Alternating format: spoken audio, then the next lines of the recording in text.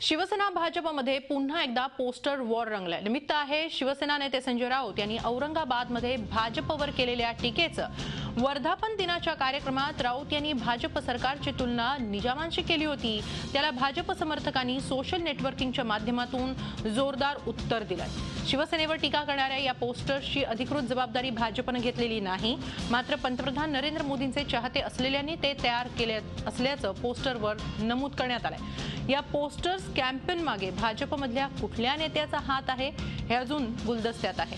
आता भाजपच्या पोस्टर्सना उत्तर देणारी पोस्टर्सही शिवसेना समर्थकांनी तयार केली आहेत। तीही सोशल नेटवर्किंगवर झळकू लागली आहेत। निवडणुकीच्या तोंडावर सत्ताधारी पक्षच एकमेकांची उणीधुणी काढत असल्यानं मतदार जनता मात्र दोघांचीही मजा पाहतीये।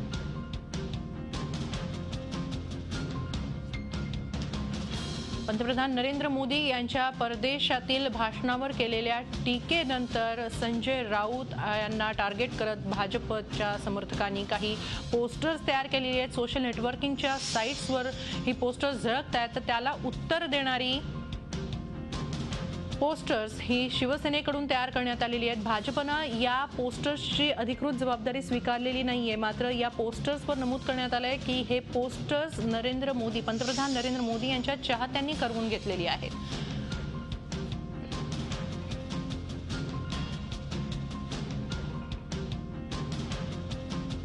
या संदर्भात अधिक माहिती घेऊया आमचे प्रतिनिधी दिनेश दुखंडे यांच्याकडून। दिनेश, शिवसेना आणि भाजप या सत्ताधारी पक्षांच्या मधील हे पोस्टर वॉर आहे, त्याचा नेमका अर्थ तरी काय काढावा? नक्कीच हेमाली, गेल्या विधानसभा निवडणुकीमध्ये शिवसेनेने भाजपवर हल्ला करताना औरंगजेबांची फौज असा उल्लेख केला होता आणि आता प्रमुख महापालिका निवडणुका जवळ आल्या आहेत त्यावेळेस निजामाची सत्ता असा उल्लेख शिवसेनेकडून केला जातोय।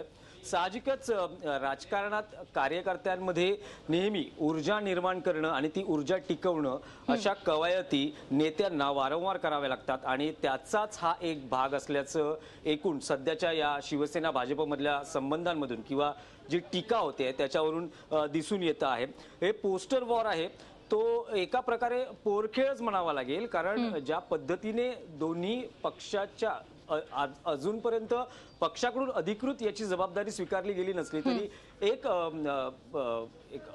आपल्याला दिसून येते की हे जे चाहते आहेत किंवा जे कार्यकर्ते आहेत त्यांच्याकडूनच ही पोस्टर्स तयार केली गेलेली आहेत आणि दोन्ही पक्षाचे कार्यकर्ते किंवा दोन्ही नेत्यांचे समर्थक एकमेकांना भिडलेले आहेत। पण मतदार ही सुज्ञ आहेत। गेल्या विधानसभा निवडणुकीत, कल्याण डोंबिवली महापालिका निवडणुकीत शिवसेना भाजपमध्ये संघर्ष, आरोप प्रत्यारोप, टीका जी झाली आणि ज्या खालच्या पातळीवर प्रचार गेला तो मतदारांनी पाहिलेला आहे। त्यामुळे फारसं गांभीर्याने न घेता पूर्णपणे मनोरंजन या लेवलवर कदाचित मतदार नागरिक या सगळ्या संघर्षाकडे पाहत असावेत।